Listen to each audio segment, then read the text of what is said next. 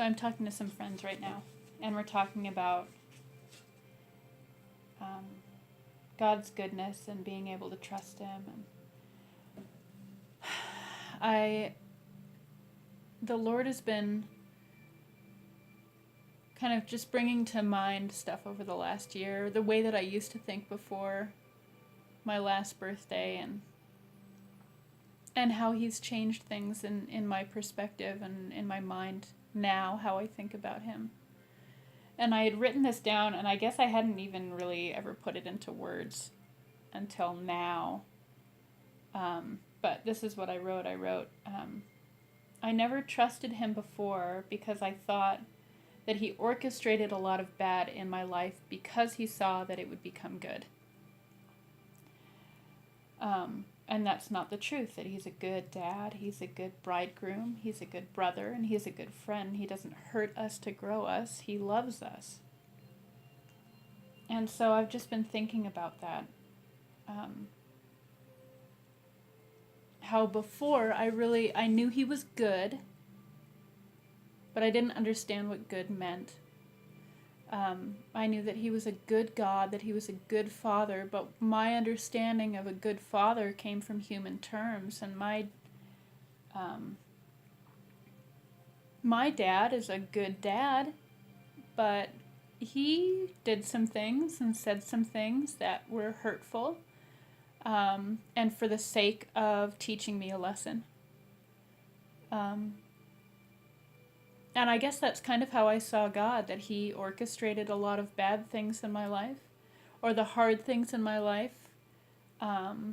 He allowed or facilitated because He knew that it would grow me, or that I'd learn a lesson from it and it would produce character, and so He would allow these things to happen in my life that were difficult or painful or stressful,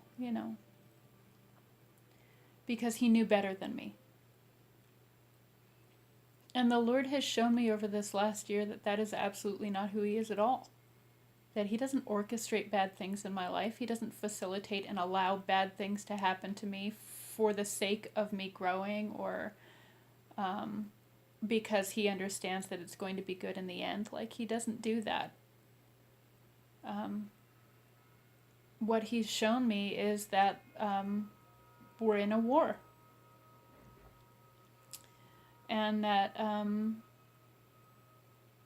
the enemy is always at it, Bad things happen in our lives because of other people's sin, because of our own sin, our own, wrong thinking, or unbelief, or deception. And that bad things happen because sin has its own consequences. But that's not who He is. And actually, He really is genuinely quite good. Like, quite good as in perfectly good. And that though bad things happen, when my focus is on Him and His goodness, and I'm in relationship with Him, I rise like eagle's wings, like I'm above those circumstances that happen. They don't affect me the way that they used to, because I begin from a place of victory. I begin from a place of rest. I'm in relationship with the God of the universe. He loves me, and He's for me, and He's reconciled me to Him, and He's made me perfect and blameless and holy in His sight, and He's equipped me with every spiritual gift in the heavenly realms. And I'm growing in His likeness. And so that kind of makes all these bad situations and circumstances fall away. They don't affect me the way that they used to, because I know who I am in Him now, and it's much better than I thought.